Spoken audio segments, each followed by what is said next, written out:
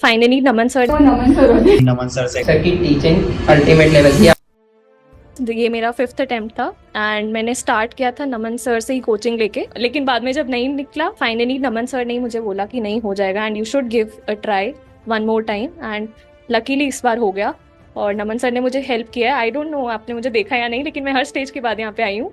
Main जो favourite sir होते थे वो नमन सर होते थे।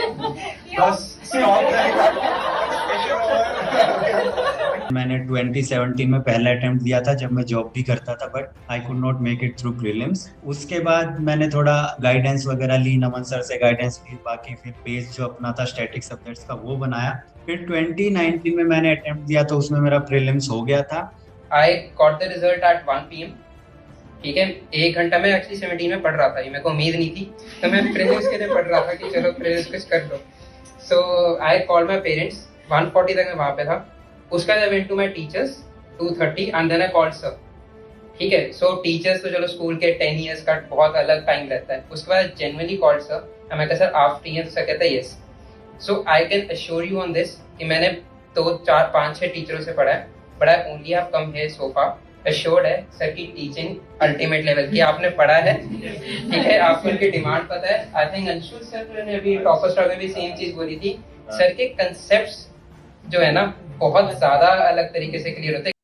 Good evening everyone, I hope I am visible and audible to all of you. आपके जो चैट ऑप्शन के अंदर को होस्ट वाला ऑप्शन है, प्लीज आप वहां पर मैसेज कर दीजिएगा ताकि मैं आपके मैसेजेस को देख पाऊं। So if you click on the chat button, वहां पर को होस्ट वाला ऑप्शन होगा, प्लीज आप वहां पर क्लिक कर दीजिए and tell me am I visible to all of you और नॉट। आवाज आ रही है? सबको सुनाई दे रहा है? यस और no? Yes, yes, yes. You can use the chat column co-host. That's the thing that you have to use. Okay, yes, I've got, there is Priyam, Sanam, Ashok. Okay, great. तो आप देखिए, first of all I welcome you all in this session regarding civil services. आज हम एक छोटा सा session करेंगे UPSC की प्रिपरेशन से रिलेटेड। देखिए, आप अगर इतना एफर्ट डाल के इस सेशन के अंदर आए हैं तो ये तो लाइक आई एम अज्यूमिंग कि आपको बेसिक्स तो पता है यूपीएससी क्या होता है। यूपीएससी क्लियर हो जाता है तो आप आईएएस बन जाते हो, आईपीएस बन जाते हैं और लाइफ सेट हो जाती है। ये सारी चीजें आप देख देख के आए हैं। But the big question is कि ऐसा क्या है इस एग्जाम की प्रिपरेशन के अंदर कि इतने सारे लोग सेलेक्ट नहीं हो पाते, इतना सारा फ्रस्ट्रेशन हो जाता है। और ऐसी क्या चीजें हैं जो आपको ध्यान में रखनी चाहिए बिफोर स्टार्टिंग द प्रिपरेशन? क्योंकि अगर आप भी एस्पिरेशन रखते हैं आईएएस बनने की, आईपीएस बनने की, बहुत सारी चीजें हैं जो आपको सोचनी पड़ेंगी, क्योंकि ये आपका करियर डिफाइनिंग मोमेंट हो सकता है। अगर आप जल्दबाजी में डिसीजन ले लेते हैं और अपने दोस्त को देख के या किसी रील को देख के आपको लगता है आप यूपीएससी की प्रिपरेशन कर लेंगे और क्रैक भी कर लेंगे, इतना आसान नहीं है। आपको कुछ बेसिक चीजें पता होनी चाहिए। If you are willing to do that, if you are willing to study like that, then UPSC is definitely for you and you can definitely prepare for it. और आज के सेशन में हम वो ही डिस्कस करेंगे। तो आप चैट कॉलम में प्लीज सारे इंटरैक्टिव रहिएगा ताकि मुझे भी पढ़ाने में अच्छा लगे और आपको भी पढ़ने में अच्छा लगे। So let's start with it. तो देखिए, my name is Naman Sharma. I have been teaching to civil services aspirants for 12 years now.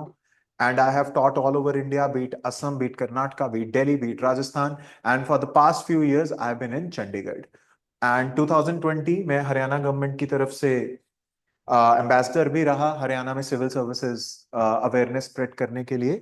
And हर जगह wherever I go, one question is very common कि सर हमने सुना है क्रैमिंग करके एग्जाम निकाल लिया जाता है ना। आई से दिस एवरीवेयर कि आप क्रैम करके यूपीएससी नहीं क्लियर कर सकते। तो वो भी हम आज के सेशन में देखेंगे। और देखिए, ये सारी चीजें आपको स्टार्टिंग में बताने का पर्पस यही है। ये हमारे कुछ टॉपर्स हैं। देखिए, मैं न्यूज़पेपर में एड्स नहीं देता हूं, ये सारी न्यूज हैं और ये वो टॉपर्स हैं जो हमारी क्लास में बैठ के जिन्होंने पेपर निकाला है। जिस दिन एग्जाम निकलता है, ये उस दिन हमारे सेंटर में थे, बच्चों से इंटरेक्ट कर रहे थे। आप यूट्यूब पे जाके वीडियोस भी देख सकते हैं। तो कोई फेक रिजल्ट और वो फेक प्रॉमिस आपसे यहाँ नहीं होगा। I can give you my entire genuinity और आपको भी वही वाली चीज ध्यान में रखनी है। तो लेट्स स्टार्ट विद इट। और अभी हम देखते हैं जस्ट अ ब्रीफ थिंग। तो आप देखिए, यूपीएससी का एग्जाम जो आपको 21 पोस्ट देता है, जो कि गवर्नमेंट की सबसे हाईएस्ट पोस्ट हैं। जैसे आईएएस बन गए तो डीसी बन जाएंगे, आईपीएस बन गए तो एसपी बन जाएंगे, आईआरएस बन गए तो commissioner income tax, IFS, etcetera etcetera. जो इतनी बड़ी बड़ी पोस्ट आपको देते हैं, इसकी जो प्रेपरेशन है वो बहुत ही चैलेंजिंग हो जाती है। ऐसा आपने सुना होगा शायद अभी। अब प्रेपरेशन में क्या है, एस्पिरेंट्स जैसे शायद अभी आप भी हो सकते हो, जो चाहते हैं यूपीएससी करना और आईएएस आईपीएस बनना, हर साल around 5 to 6 lakh aspirants exam देते हैं यूपीएससी का। लेकिन फाइनली जो ऑफिसर बनता है, जो सेलेक्ट हो जाता है, वो सिर्फ अराउंड 1000 to 1200 होते हैं। तो अगर आप देखें, the journey from aspirant to an officer is known as UPSC preparation, known as UPSC preparation. और क्योंकि देखो ये इतना बड़ा एग्जाम है इंडिया के अंदर, देखो मैं इस पे ज्यादा टाइम नहीं लगाना चाहता कि क्यों करना है यूपीएससी, कि why to become DC, why to become SP. आप ऑलरेडी ये सारी चीजें जानते हैं। सरकारी नौकरी है तो जॉब सिक्योरिटी है, अच्छा डाइवर्सिटी है, लोगों की आप मदद कर सकते हैं। लेकिन इनिशियली जो एस्पिरेंट सबसे ज्यादा मोटिवेट होते हैं वो यही है, आपको लगता है the post gives you lot of power, the Prestige, which is true. India में अगर कोई एग्जाम है जिसके लिए लोगों की नजर में बहुत हाई रिस्पेक्ट है, that is UPSC exam, DCSP. बल्कि कहावतें मशहूर हैं, आप कुछ भी अगर थोड़ा सा यूनिक करने की कोशिश करते हो तो लोग आपको यही बोलते हैं कि खुद को डीसी समझ रहा है क्या। सी बल्कि इसका सबसे बड़ा आप एग्जाम्पल ऐसे देख सकते हैं, जब 2020 में दिल्ली में रायट्स हुए, दंगे हुए, तो लोग अपने घर से बाहर नहीं निकल रहे थे। जब दंगे खत्म हो गए थे, अपने काम पे नहीं जा रहे थे, तो पॉलिटिशियंस आए, उन्होंने उन्हें कन्विंस किया, कोई नहीं हुआ। फिर अजीत डोवल जो कि आईपीएस ऑफिसर, उन्होंने एक फ्लैग मार्च निकाली और उन्होंने जनता को जाके बोला कि I am giving you assurance, आप जाइए, आपको कोई कुछ नहीं करेगा। और वो तो यूट्यूब पे बहुत वीडियो भी है, आप जा सकते हैं, वहां पे लोग बोल रहे हैं कि ओके सर अब आप आ गए हो तो थोड़ा कॉन्फिडेंस आ गया है। तो इंडिया के अंदर डीसी एसपी की बहुत बड़ी रेपुटेशन है, बहुत प्रेस्टिजियस पोस्ट है ये। और बल्कि ये तो मैं कहता भी हूं, आप अपने कॉलेज से कैट कर लीजिए, एमबीए कर लीजिए और एक बड़ी पोस्ट पे पहुंच जाइए, आपका पैकेज लग गया 5 करोड़ का, 10 करोड़ का, कॉलेज वाले आपको शायद बुलाएंगे भी नहीं, या अगर बुला भी लिया है तो अलग से आपसे बात करके चले जाएंगे। पर अगर आपका यूपीएससी क्लियर हो गया, आप डीसी एसपी बन गए, स्पेशली आपको हर फंक्शन में बुलाया जाएगा, आपकी फोटो लगाई जाएगी, आपको चीफ गेस्ट बनाया जाएगा। तो ये पेपर वो चीजें आपको देता है, इसीलिए इतने सारे लोग इसकी एस्पिरेशन रखते हैं। और इतनी पावर देने का पर्पस यही है कि आप लोगों की मदद कर पाए। और बहुत सारे ऑफिसर्स ये करके भी दिखाते हैं। एंड सी, जैसे just to give you a small hint कि ये पेपर आपके लिए क्या कर सकता है, इस साल जो चंडीगढ़ से जिनका सिलेक्शन हुआ, मनु वर्मा, तो मैं हमारी स्टूडेंट है, तो आप देखिए जिस दिन पेपर निकला, she was here, she was saying this, but आप कमाल की बात देखिए, वो कह रही है कि सर कितना सरप्राइजिंग है कि एक पेपर इतनी चीजें चेंज कर देता है। देखिए वो डॉक्टर है, ऑलरेडी लाइफ में बहुत सक्सेसफुल हैं, लेकिन जो रिस्पेक्ट और जो ऑरा उन्हें इस एग्जाम से मिला है शायद उससे नहीं मिला। कैसे? उनके फादर पुलिस के अंदर हैं, एएसआई हैं, और शायद उनके फादर रेगुलर टर्म्स पे सीएम से या कमिश्नर से नहीं मिलते होंगे। पर जब इनका पेपर निकला, आप देखिए अगले दिन शी इज सेइंग कि सर जितने भी आईपीएस हैं, डीजीपी, कमिश्नर, वो सारे they came to your house to felicitate you. ये एग्जाम ऐसा करता है कि जब भी आपका सिलेक्शन होता है, आप जिस भी स्टेट से हो, उनके सीएम आपको बुलाते हैं, आपको फेलिसिटेट करते हैं, कमिश्नर्स करते हैं। सी मैक्सिमम जनता तो 95% लोग तो ऐसे हैं जो अपनी जिंदगी में कभी सीएम से या पीएम से या प्रेसिडेंट से नहीं मिल पाएंगे, ये फैक्ट है। पर जैसे ही आपका सिविल सर्विसेज का एग्जाम निकलता है, सीएम आपको बुलाते हैं, प्रेसिडेंट आपको बुलाते हैं, पीएम से आप मिलते हैं, तो ये एग्जाम वो आपको स्टेटस देता है जो और कोई नहीं दे सकता, not even IIT, not even CAT, not even any other exam. So इसीलिए इसका इतना ज्यादा एस्पिरेशन होता है, राइट। और सबसे बड़ी बात यह भी है, ये एक लौता पेपर है इंडिया में जो मेरिट पे चल रहा है। आज तक यूपीएससी पे कभी करप्शन के आरोप नहीं लगे हैं कि भाई किसी ने पैसे दे के सिलेक्शन करवा लिया, ये करवा लिया, या चीटिंग हो गई। यूपीएससी के ऊपर, यूपीएससी एक लौता एग्जाम है इंडिया में जो मेरिट पे चल रहा है। आप पढ़ोगे, पेपर निकल जाएगा, नहीं पढ़ोगे, नहीं होगा। सी जैसे ये आपकी एज नहीं है छोटा सोचने की। लेट्स से आप एम करो कि मेरे को लाइफ में टॉप पे जाना है, तो ध्यान से देखो, अगर आपको पॉलिटिक्स में टॉप पे जाना है तो आप पीएम बनने की सोचोगे, सीएम बनने की सोचोगे, पर इस पे कोई मेरिट नहीं है, नो मेरिट। कोई पेपर तो है नहीं। आप एक परिवार अच्छे में पैदा हो गए तो शायद बन सकते हो, वरना पैसे बहुत लगा के। आपका कोई डेडिकेटेड पाथ नहीं है यहां तक जाने के लिए। लेट्स से आपको जुडिशरी में सुप्रीम कोर्ट जज बनना है, इसका भी कोई पेपर नहीं है, कोलिजियम चलता है। आपके परिवार से कोई है तो चांसेस हैं आप बनेंगे, वरना नहीं बनेंगे। लेट्स से आपको बिजनेस के अंदर प्राइवेट सेक्टर में टॉप पे जाना है, तो आप आईएम से एमबीए करते हैं, बड़ी सी पोस्ट मिलती है, पर रिलायंस का हेड तो उसका बेटा ही रहेगा ना, चाहे वो 10th फेल हो या 12th फेल हो। सिमिलरली एडमिनिस्ट्रेशन में अगर आपको टॉप पे जाना है, उसमें आईएएस आईपीएस एक लौता ये ही है जो किस पे चल रहा है।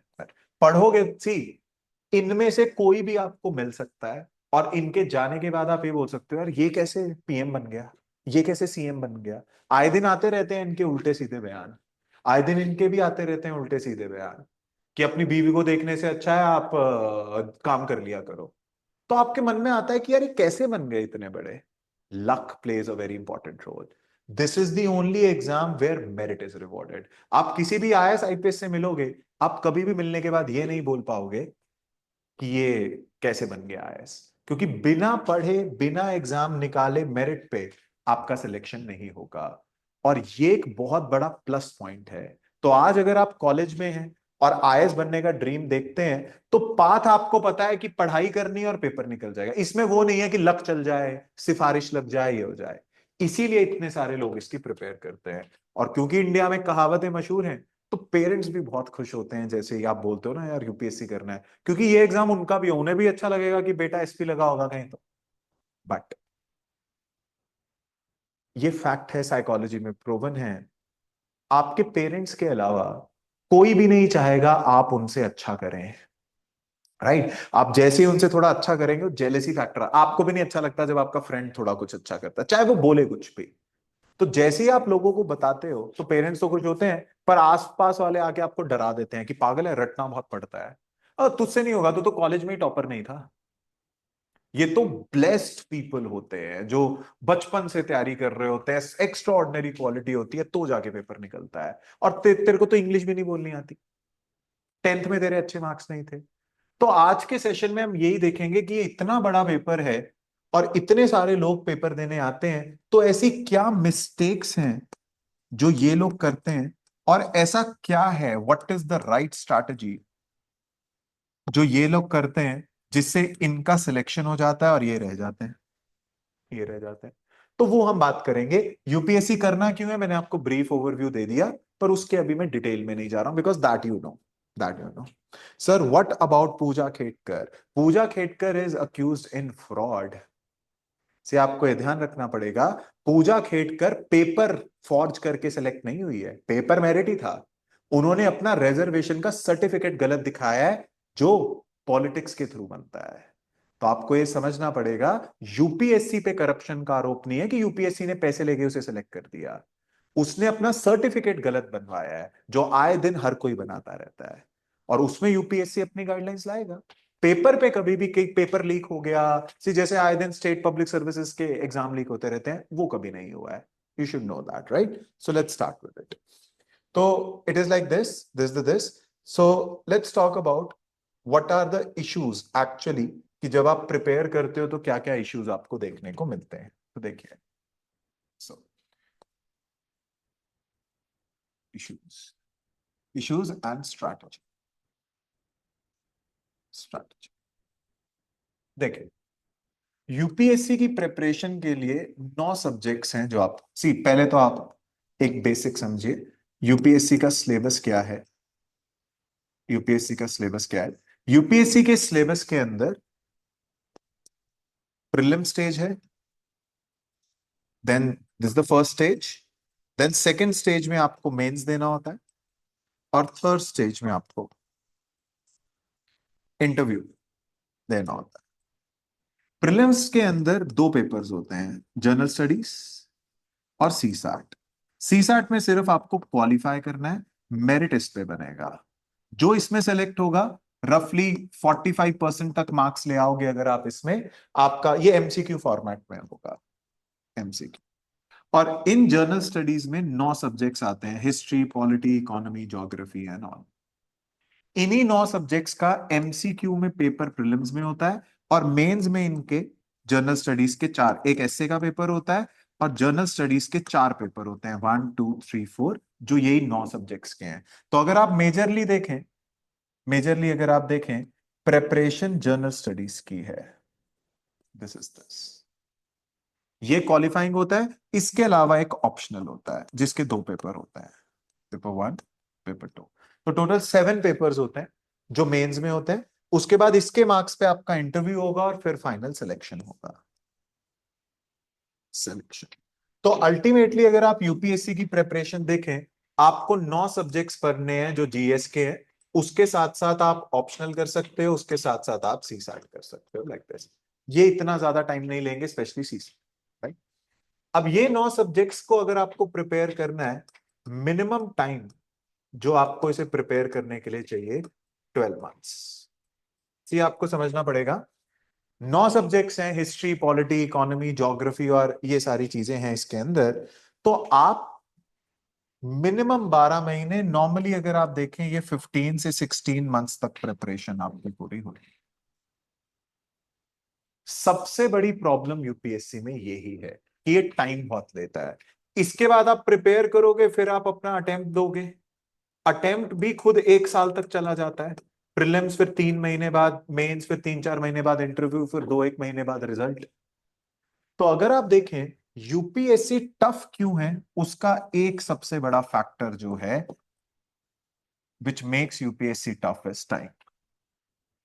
मिनिमम 1 साल 2 साल आपको लगते हैं इसका पहला अटेम्प्ट देने के लिए, और किसी वजह से आपका पहले अटेम्प्ट में ना हो तो आपका 1 और साल पे बात जाती है। तो यूपीएससी इसलिए टफ नहीं है, ध्यान से देखिए, यूपीएससी इसलिए टफ नहीं है, ये सब मिथ्स हैं, ये सब झूठ है। मैं अभी आपको प्रूफ भी कर दूंगा कि भाई आप इसके अंदर क्रैमिंग करके पेपर निकाल लें, रट्टा मार के पेपर निकाल लें, ये झूठ है। आपको वोकैबुलरी बहुत अच्छी चाहिए, ये झूठ है, अभी मैं आपको प्रूफ करता हूं ये।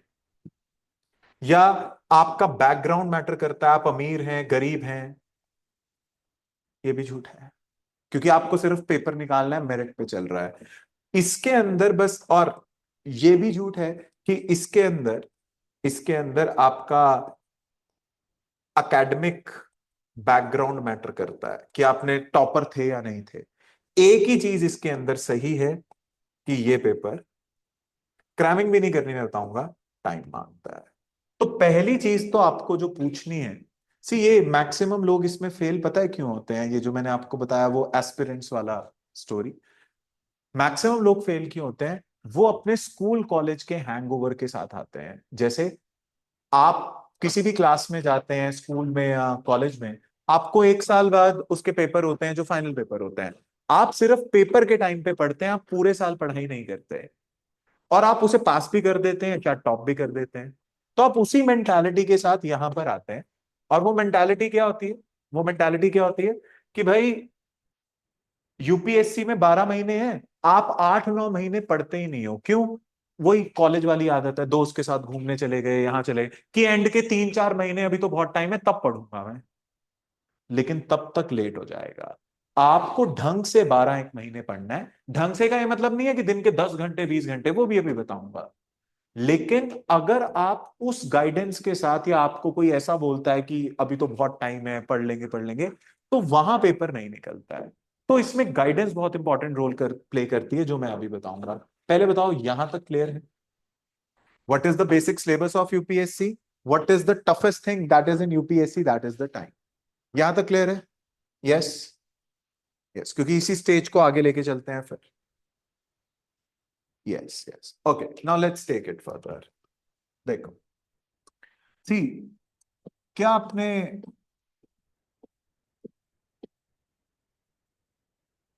मोहम्मद बिन तुगलक का नाम सुना है? Have you heard about Mohammad bin Tughlaq? राजा थे दिल्ली सल्तनत के, ही वॉज किंग दिल्ली सल्तनत। ध्यान से देखिए क्या हुआ। तो जब ये प्रिंस थे, जब ये प्रिंस थे, तो इनके जो फादर हैं, से ध्यान से देखिए, जब प्रिंस थे तो इनके जो फादर हैं, गयासुद्दीन तुगलक, जीएसटी, वो बंगाल से एक वॉर जीत के वापस आ रहे थे। बहुत अच्छी बात है, बंगाल से एक वॉर जीत के वापस आ रहे थे।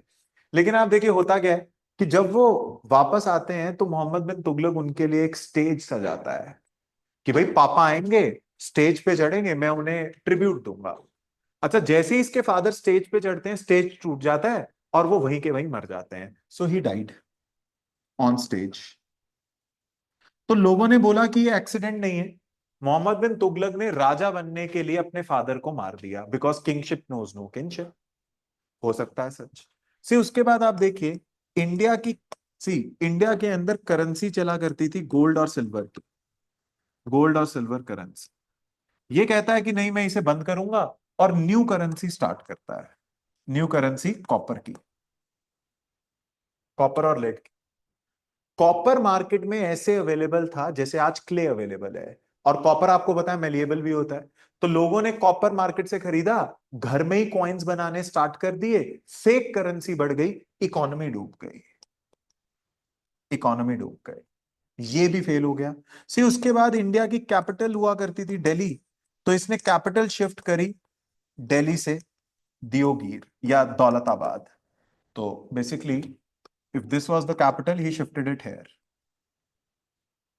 और इसने एक तुगलकी फरमान भी जारी किया कि दिल्ली के सभी लोग मेरे साथ चलेंगे दौलताबाद रहने के लिए। अच्छा, अब उस टाइम पे नेशनल हाईवेज नहीं थे जैसे आज होते हैं, जंगल था, ट्राइबल्स थे, लुटेरे थे।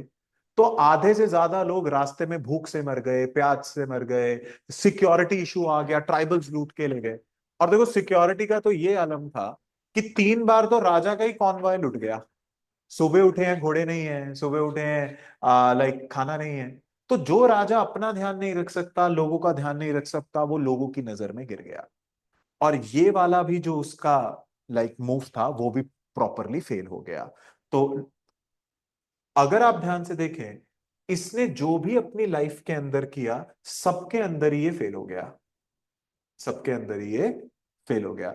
तो इसको हिस्ट्री के अंदर कहा जाता है wisest fool of Indian history, wisest fool of Indian history.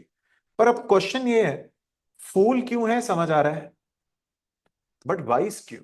Vice तो अच्छी चीज होती है, वाइस क्यों?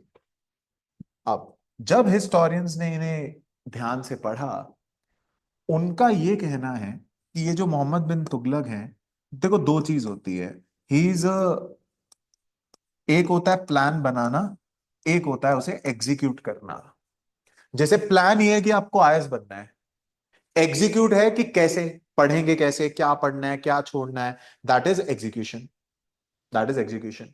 तो अगर आप ध्यान से देखें, हिस्टोरियंस कहते हैं ये बहुत बढ़िया प्लानर था पर इसका एग्जीक्यूशन बहुत बेकार था। बल्कि उनका यह कहना है कि इससे अच्छा प्लानर हमें कभी हिस्ट्री में नहीं मिला, ना अशोक ना अकबर, कोई नहीं। कैसे? आप देखिए ये अपने फादर को ट्रिब्यूट दे रहा है, क्या गलत बात है? आज भी अगर कोई पॉलिटिशियन इलेक्शन जीतता है हम उन्हें ट्रिब्यूट देते हैं, सायना नेहवाल या कोई भी, मनु बाकर, कोई भी जब जीत के आती हैं हम उन्हें ट्रिब्यूट देते हैं। लेकिन जब ये स्टेज बना रहा था लास्ट मोमेंट पे, इसे उसकी ड्यूरेबिलिटी चेक कर लेनी चाहिए थी कि भाई वो स्ट्रांग तो है। और इनके फादर भी अजीब है, वो हाथी लेके स्टेज पे चढ़ गए थे। अब देखिए हाथी लेके चढ़ोगे तो तुम मरोगे ही। सो द फैक्ट इज इन्होंने स्टेज तो बनाया पर ड्यूरेबिलिटी, तो प्लान अच्छा था, एग्जीक्यूशन में फेल हो गए। इन्होंने गोल्ड और सिल्वर कॉइन बंद करे, क्यों? स्मगलिंग होती थी जैसे आज होती है। तो आज भी तो आप क्रिप्टो करेंसी, डिजिटल रुपी, इन सब की बात करते हो। तो ये फेक करेंसी रोक के वो नई करेंसी लाके स्मगलिंग रोकना चाहता था, पर इसे पहले कॉपर माइंस पे कैप्चर कर लेना चाहिए था। तो प्लान अच्छा था, एग्जीक्यूशन में फेल हो गया।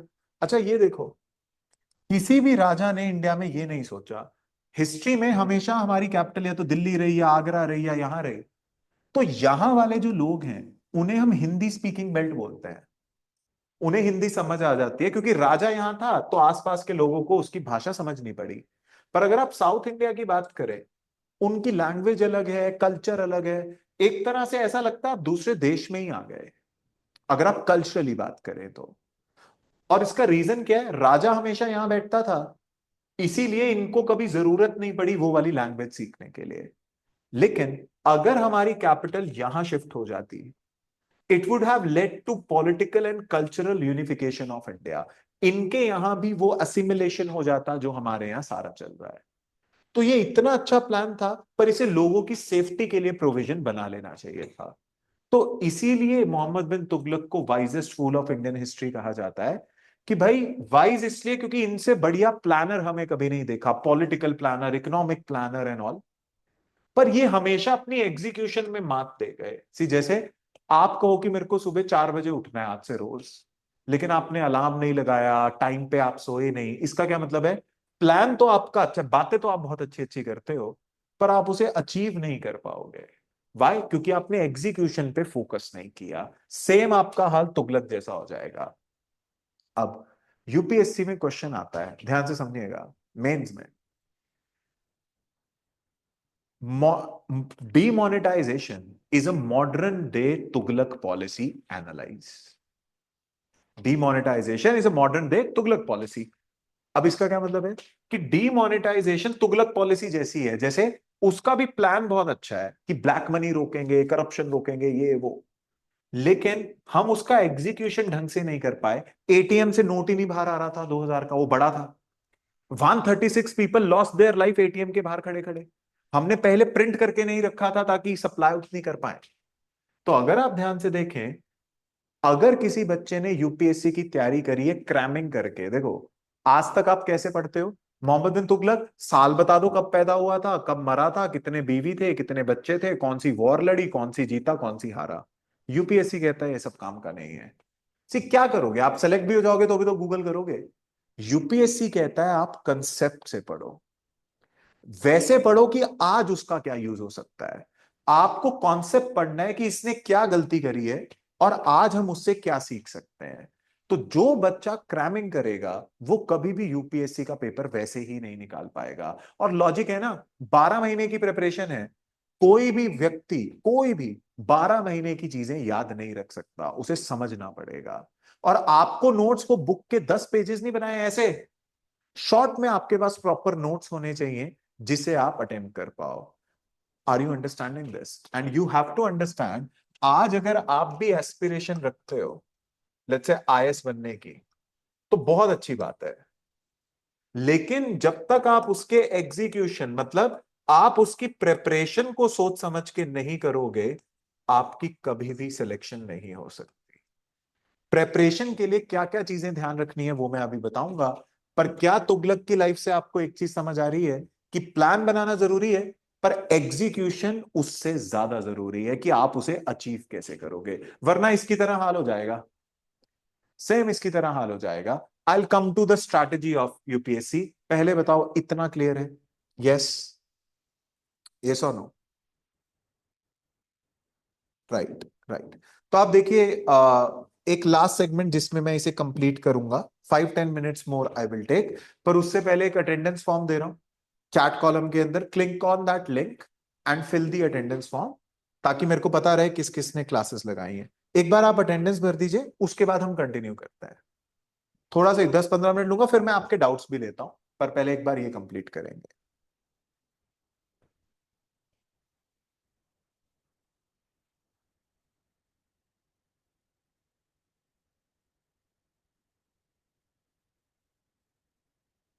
से आप भर दें तो डन लिख दीजिएगा।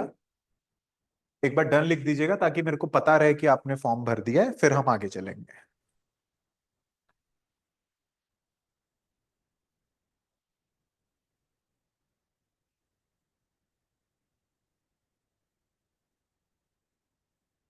Done. Okay, great, great, great, great. Right. अब देखो, अब चलते हैं हम यूपीएससी स्ट्रैटेजी से कि इससे हमें क्या सीखने को मिला और यूपीएससी में क्या क्या चीजों का ध्यान रखना है। यूपीएससी स्ट्रैटेजी मैंने आपको अभी तक बताया है कि यूपीएससी को अगर आपको क्रैक करना है, आपको 9 सब्जेक्ट्स करने हैं, जिसके लिए 12 से 15 महीने आपको लग जाएंगे। टाइम बहुत है, टाइम इज द एनिमी। बच्चा बोर हो जाता है, जो भी होता है।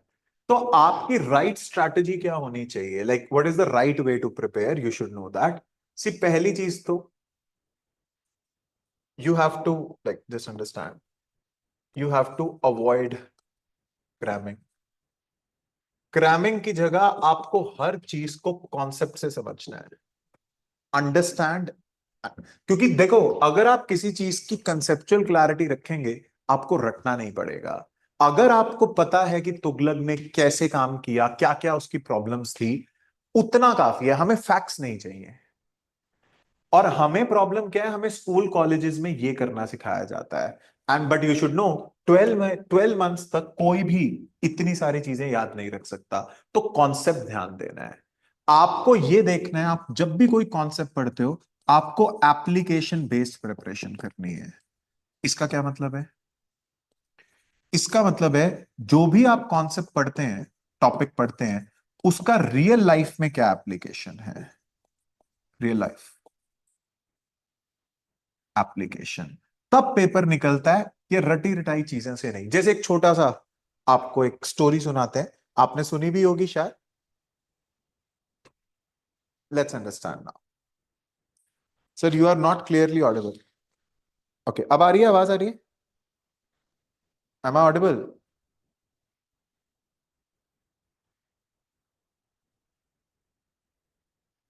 Chat column, am I audible? Yes, चलो देखो, एक छोटी सी स्टोरी सुनते हैं। अच्छा, इसे फनी वे में सुनिएगा, और क्यों बता रहा हूं वो भी आप समझेंगे। देखो, सी, कृष्ण जी की स्टोरी है, तो थोड़ा सा सुनेंगे इसके अंदर। सी, कृष्ण जी की जो बुआ थी, एक बुआ तो कुंती थी, एक और बुआ थी। तो जो दूसरी बुआ थी, वो भी जिस गांव में रहती थी, वहां के हेड थे, सरपंच टाइप थे।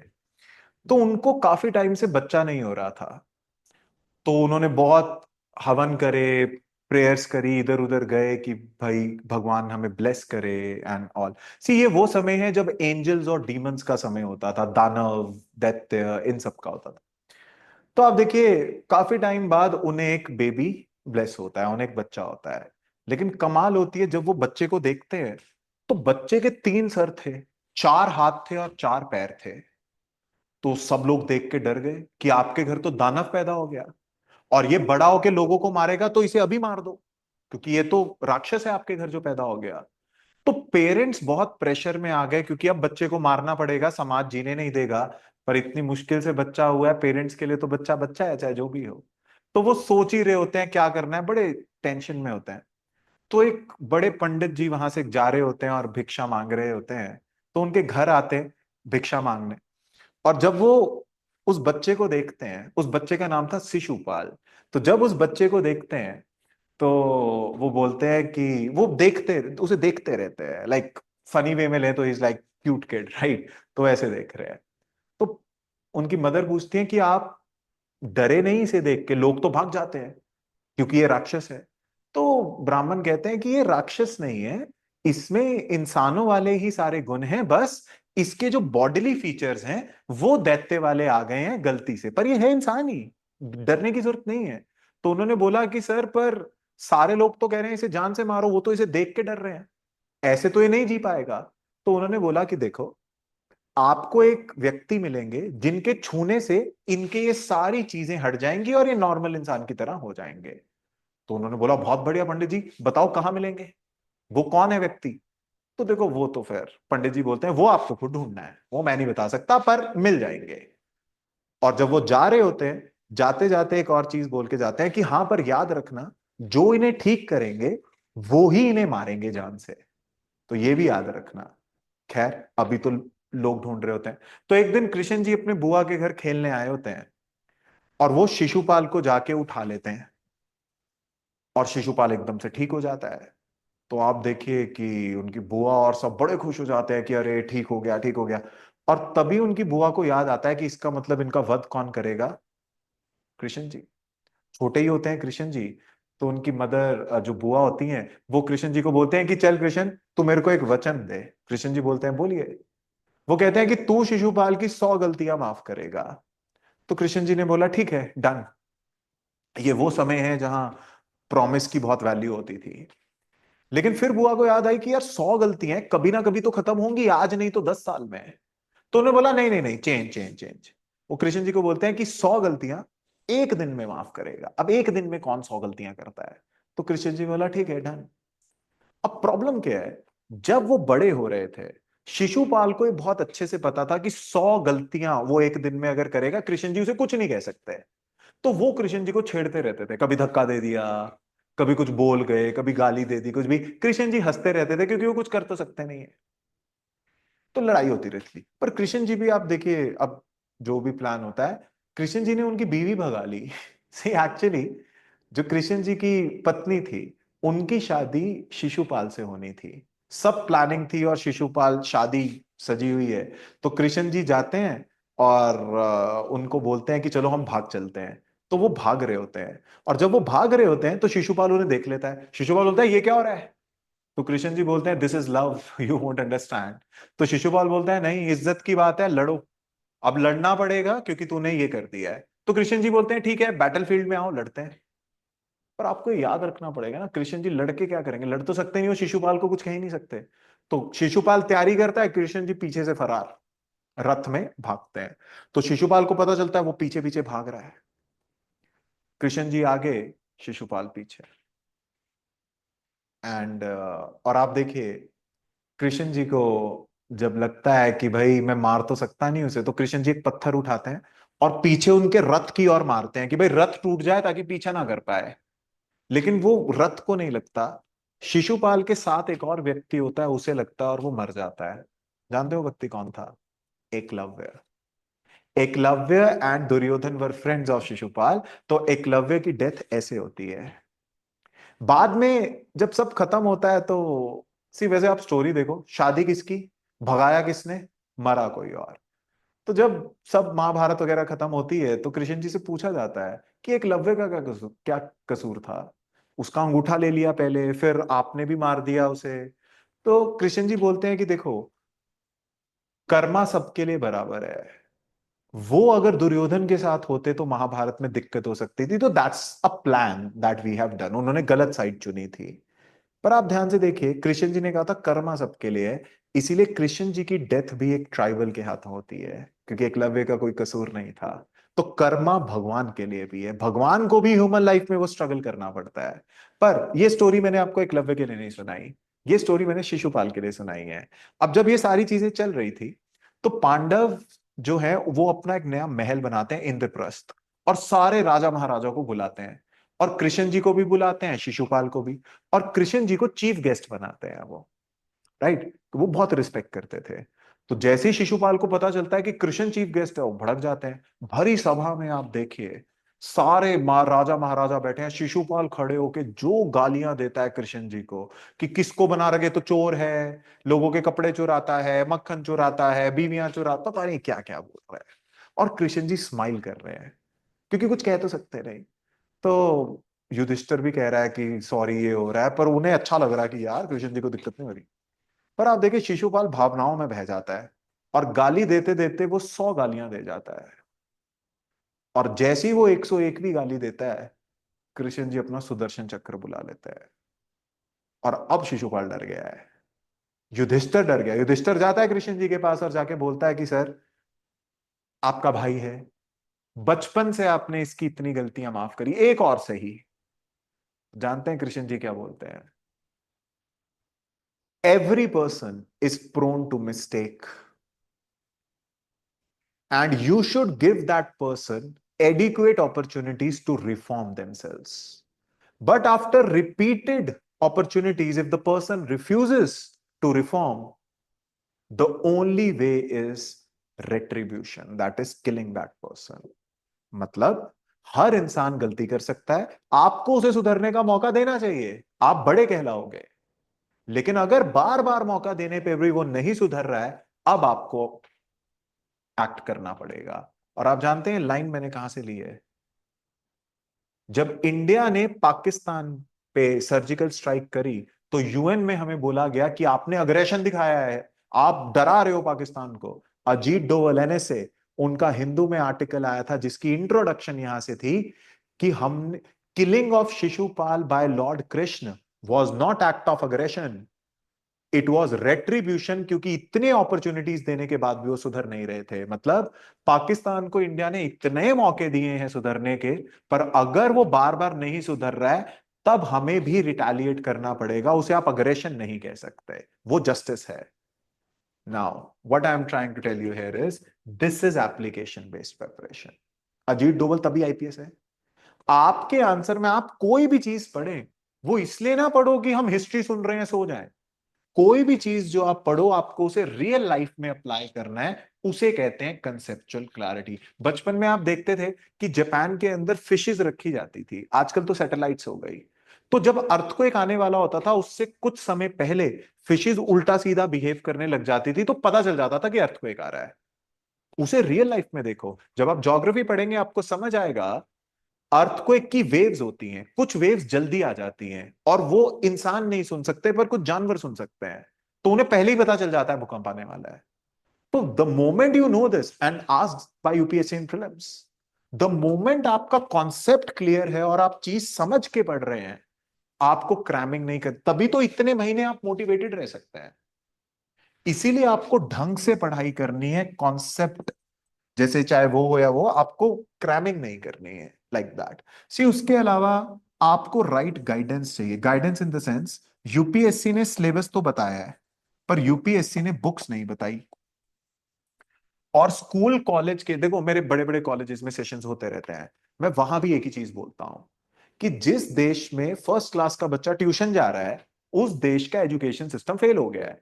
भाई जहां स्कूल कॉलेज हो वहां तो कोचिंग होनी नहीं चाहिए, पर हमारे यहाँ तो कोचिंग के बड़े बड़े अकेडमी खुली हुई है, यूनिकॉर्न्स बने हुए हैं, क्योंकि हमारे स्कूल और कॉलेज में आपको क्रैमिंग सिखाते और ढंग से पढ़ाते नहीं है, इसलिए आपको गाइडेंस के लिए कहीं और जाना पड़ता है। और इसीलिए यूपीएससी के अंदर बुक्स नहीं है और सिलेबस है और कंपटीशन इतना टफ है। आपको ये पता होना चाहिए कितना पढ़ना है, क्या नहीं पढ़ना है, कहां से पढ़ना है, किस चीज के नोट्स बनाने हैं, किस चीज के नोट्स नहीं बनाने हैं। और हर टॉपिक में आप डिबेट एनालिसिस करें। जैसे मैंने ये बताया, आप डिस्कस करें, तभी जाके कंसेप्ट क्लियर होगा। ऐसे ही नहीं कि मैंने एक पीपीटी बना के आपको पढ़ा दिया और आपको चीज समझ आ गई, सवाल ही नहीं। तो अगर आप सही गाइडेंस से पढ़ते हैं, हर चीज के नोट्स बनाते हैं, क्योंकि देखो बुक्स नहीं है, UPSC is a game of notes, it is not this. और अब आते हैं कि क्यों इतने लोग फेल हो जाते हैं। ये आपकी राइट स्ट्रैटेजी है। क्यों इतने लोग फेल होते हैं, वाई फेल, ध्यान से देखिए। इशू ये है, हमारे यहां जो मैक्सिमम कोचिंग्स हैं, देखो गाइडेंस आपको चाहिए, क्योंकि गाइडेंस के बिना हो सकता है आप अपने गोल तक कभी ना पहुंचे। जैसे इसके लिए मैं एक स्टोरी भी बताता हूं, अगर आप देखें यहाँ पर, लाइक जस्ट ये एग्जांपल्स हैं आपको कि पढ़ोगे तो निकल जाएगा, बैकग्राउंड मैटर नहीं करता। ये तुगलक है, इन्होंने दियोगीर में शिफ्ट किया था, कॉपर कॉइन्स आए थे, राइट। ये सिलेबस है जो मैं बता रहा हूं आपको, 9 सब्जेक्ट्स।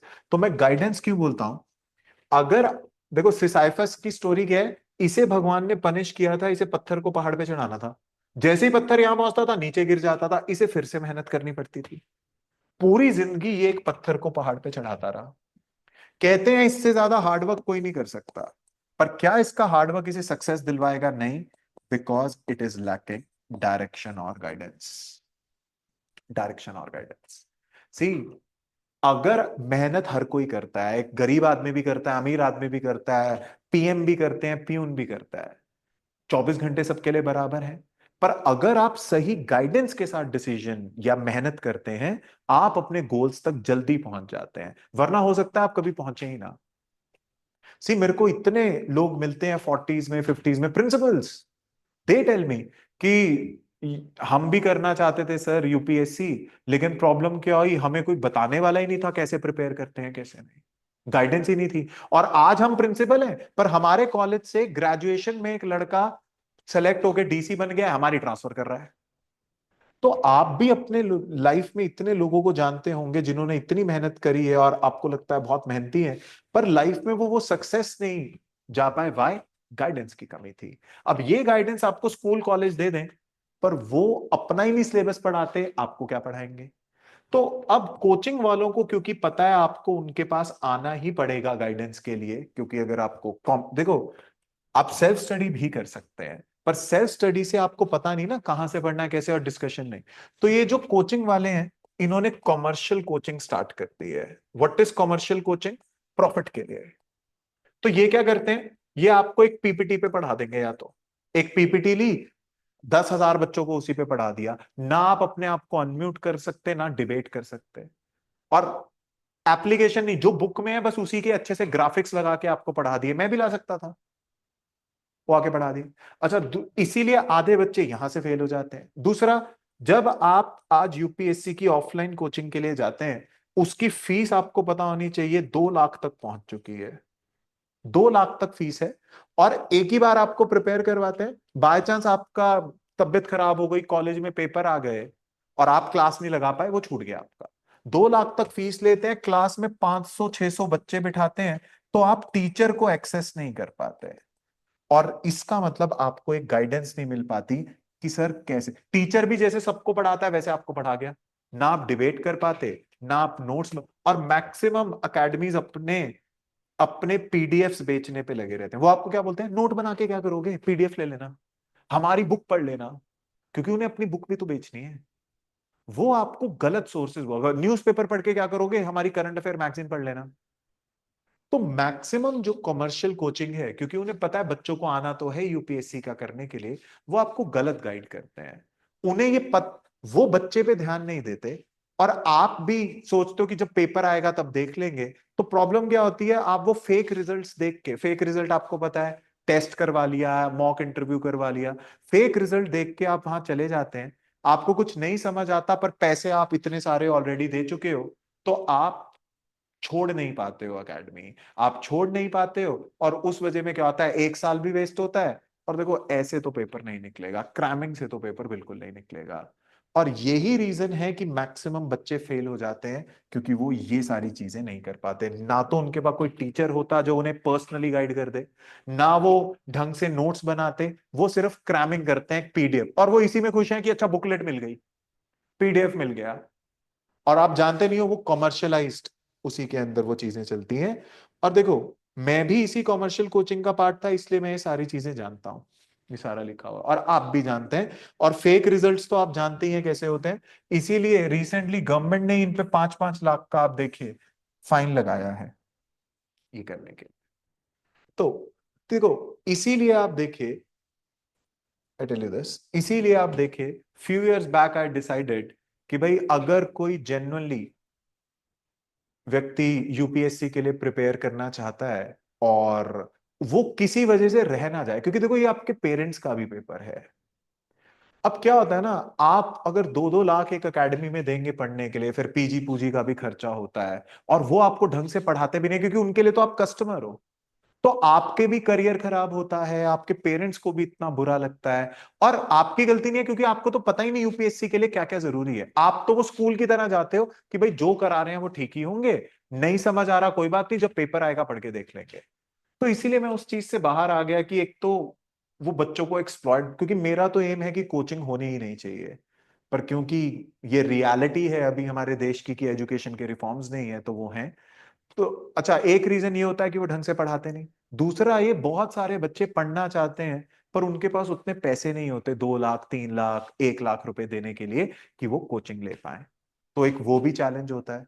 अच्छा, उसके बाद टीचर्स पर्सनल गाइडेंस किसी को नहीं देते, क्योंकि वो तो 800, हजार हजार बच्चों को पढ़ा रहे हैं, तो एक एक बच्चे पे ध्यान नहीं दे पाते कि वो क्लास लगा भी रहा है कि नहीं, टेस्ट दे रहा है कि नहीं, कौन सा सब्जेक्ट उसका स्ट्रांग है, कौन सा वीक है। और देखो, मेरे से बच्चे पूछते हैं कि सर कितने घंटे पढ़ें कि पेपर हो जाए। भाई, कोई सिंगल प्लान नहीं है पेपर निकालने का। किसी व्यक्ति को एक चीज 2 घंटे में समझ आ जाती है, किसी व्यक्ति को सेम ही चीज 4 घंटे में समझ आती है। वाई? आपका सबका चाइल्डहुड अलग है, सबका फैमिली अपब्रिंगिंग, इंटेलेक्चुअल स्कूलिंग सब अलग है। तो आर्ट्स के बेसिस पे प्लान नहीं बनता, अपने अकॉर्डिंग प्लान बनता है कि मेरा ये सब्जेक्ट स्ट्रांग है तो इसमें कम टाइम, ये है तो उसके लिए आपको पर्सनलाइज्ड वो गाइडेंस चाहिए। तो इन सारे, और रिजल्ट्स आपके सामने ही है कि रिजल्ट पे फोकस है नहीं, क्योंकि जो भी सेलेक्ट होगा उसे पैसे देके बुला लेंगे, आपको लगेगा हमने पढ़ाया। तो इन सारे इश्यूज को देखते हुए आई स्टार्टेड माय ओन एकेडमी।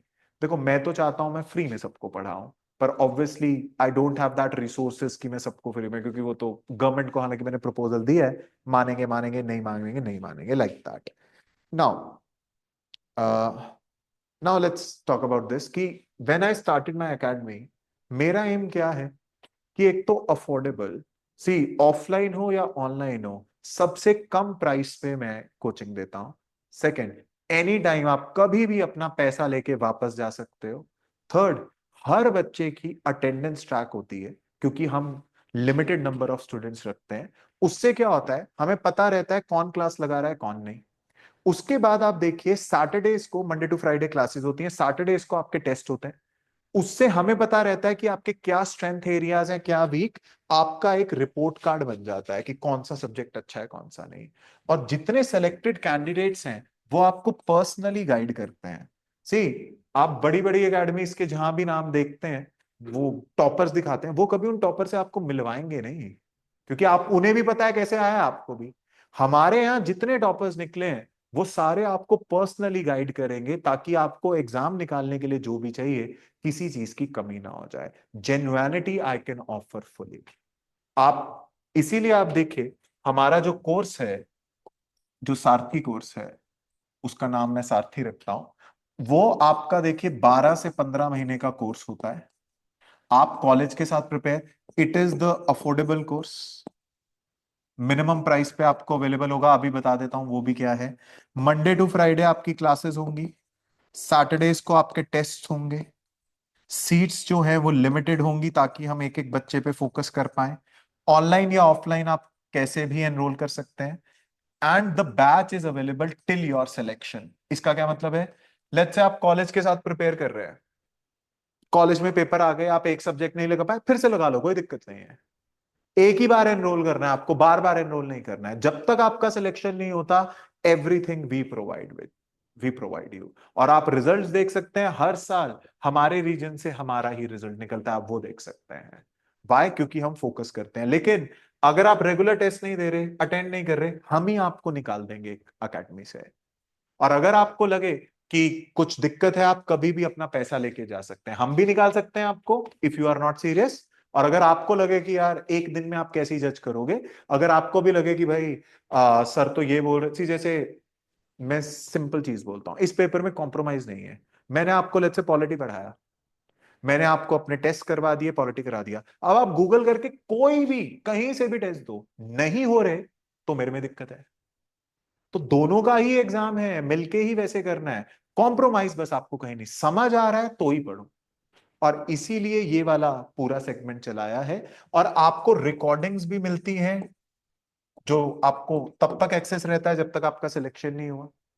तो ये हम सारथी बैच चलाते हैं, that is the this with the aim of affordable, accessible, कि हर बच्चे को ये वाली चीज मिले, एंड क्वालिटी एजुकेशन।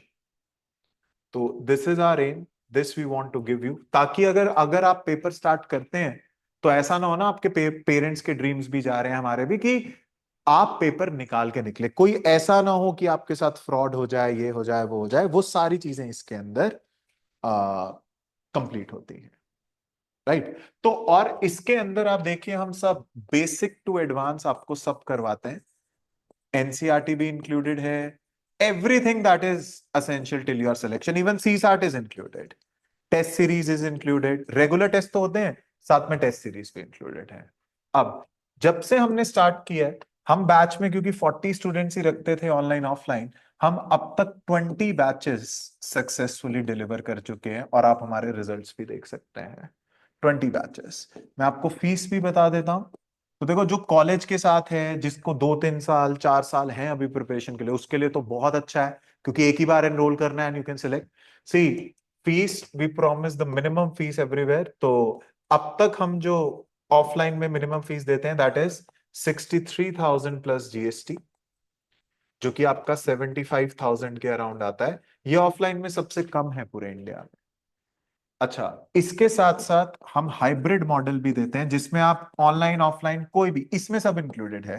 ये सेम ही है 75,000 वाला, आप ऑनलाइन भी लगा सकते हैं, ऑफलाइन भी, कितनी बार भी क्लासेस, और सब कुछ इसमें इंक्लूडेड होता है। लेकिन नाउ अब हमें लगता है देयर आर फ्यू स्टूडेंट्स, अगर किसी को, क्योंकि देखो, ऑल्दो ये मिनिमम फीस है, पर बहुत सारे ऐसे भी बच्चे हैं जो कहते हैं कि सर ऑनलाइन में तो हमें 30,000 में भी शायद मार्केट में कोर्स मिल सकता है, पर याद रखो वो 5,000 10,000 बच्चों को साथ बिठाते हैं। आप ना अनम्यूट कर सकते हो, ना वहां पढ़ सकते हो, but because this is going on and there are few students जिनको लगता है कि देखो आपकी प्रिपरेशन किसी वजह से रहनी नहीं चाहिए. That is why today I am telling you we are dedicatedly launching a batch known as digital Sarathi. अगर आपको सिर्फ ऑनलाइन प्रिपेयर करना है, आपको ऑफलाइन भी नहीं आना है एंड ऑल, तो हमने उन बच्चों के लिए एक पूरा अफोर्डेबल कोर्स रखा है जो इससे भी ज्यादा, जो ऑनलाइन में भी मिनिमम हो जाएगा. That is only ₹2000 per month. Limited seats, 2000 per month.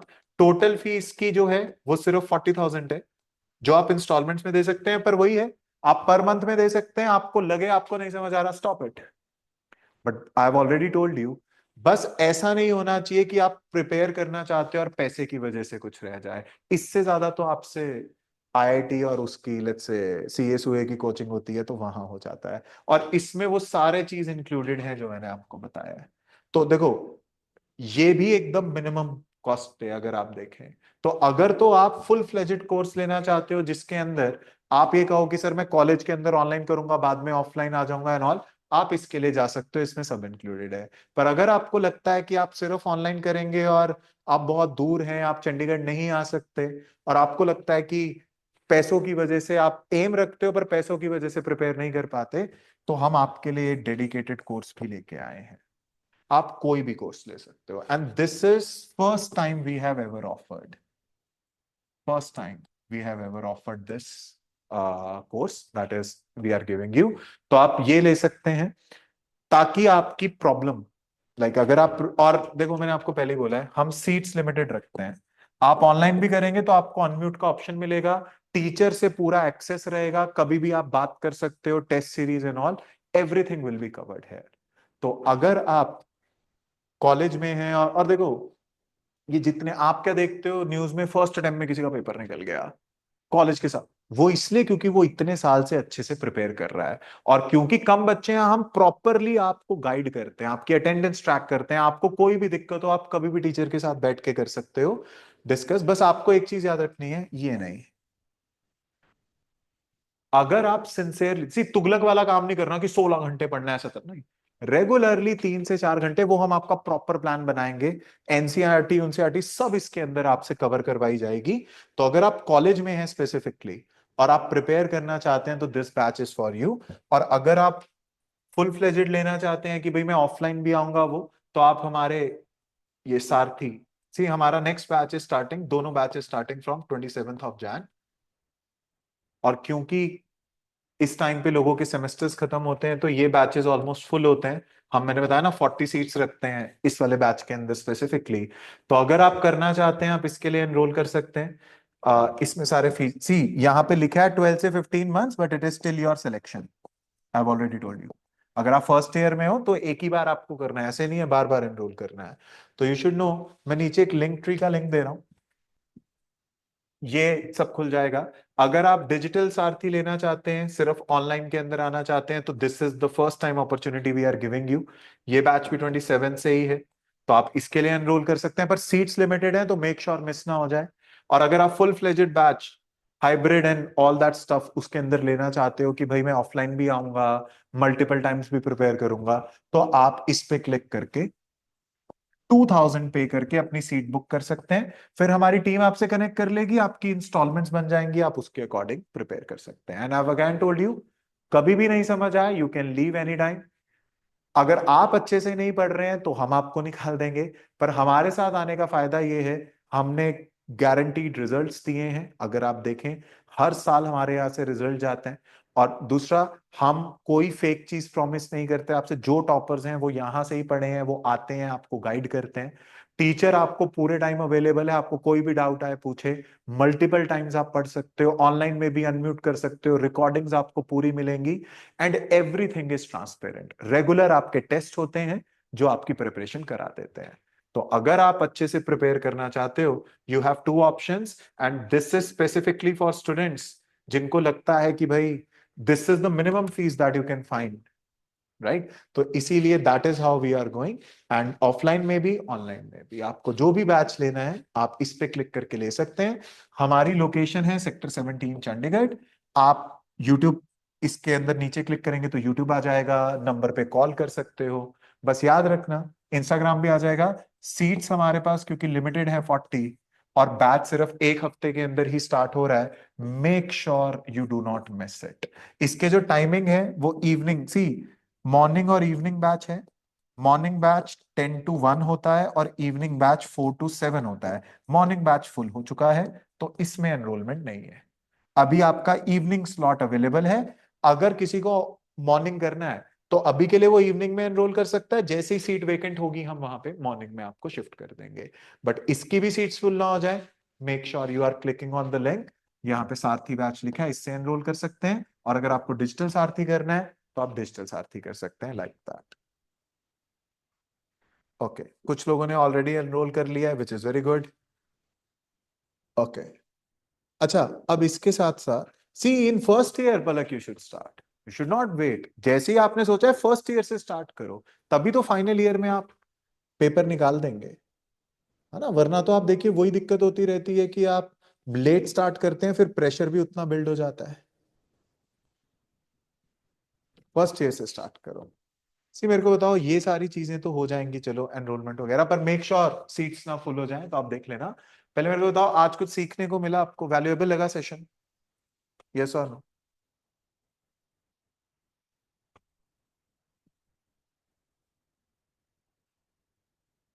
Sir graduation 4 साल की होगी तो क्या हो गया, 4 साल प्रिपेयर करो। सी आपके कॉलेज के पेपर आएंगे तब मत करना, मतलब तब आप ब्रेक लेना। तो आप अगर ये प्रॉपर हमारा सारथी कोर्स लेते हैं तो आप ध्यान से देखिए ना, आपने एक साल में दो दो सब्जेक्ट भी किए तो भी आप फाइनल ईयर तक सारा कर लेंगे। तो देखो, why to put pressure final year के अंदर जाके, कॉलेज में ही प्रिपेयर करो और फाइनल ईयर में निकाल के साइड में। तो आपके लिए तो ये परफेक्ट बैच है, एक ही बार एनरोल करना है। आप चाहे 4 साल हो पढ़ो, उसके बाद कॉलेज के बाद भी अगर पढ़ना हो तो भी आ गए, क्या दिक्कत है। तो आपके लिए तो बोनस ही है, you should definitely do it.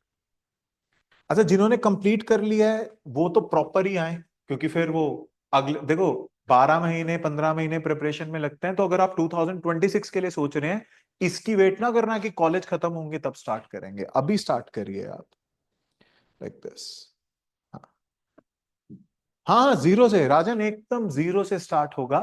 आप इस पे कॉल भी कर सकते हैं, आपको गाइडेंस हो जाएगी। पर मैं आपको एडवाइस करूंगा पहले आप सीट बुक कर ले, क्योंकि अगर सीट्स फुल हो गई तो दिक्कत हो जाएगी, फिर आपको जून तक वेट करना पड़ेगा, लाइक दैट।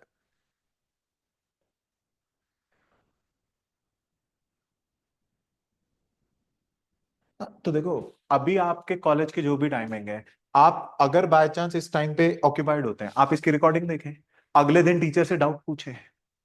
और जैसे ही आपका क्या कहते हैं कॉलेज का सारा कंप्लीट हो जाए, सी क्योंकि टाइमिंग्स चेंज होते रहते हैं ना कॉलेज के अंदर, तो वो फ्लेक्सिबिलिटी हम आपको देंगे कि अगर बाय चांस आप रिकॉर्डिंग भी देख रहे हैं तो आप अलग से सारे डाउट्स पूछ पाए, लाइक दिस।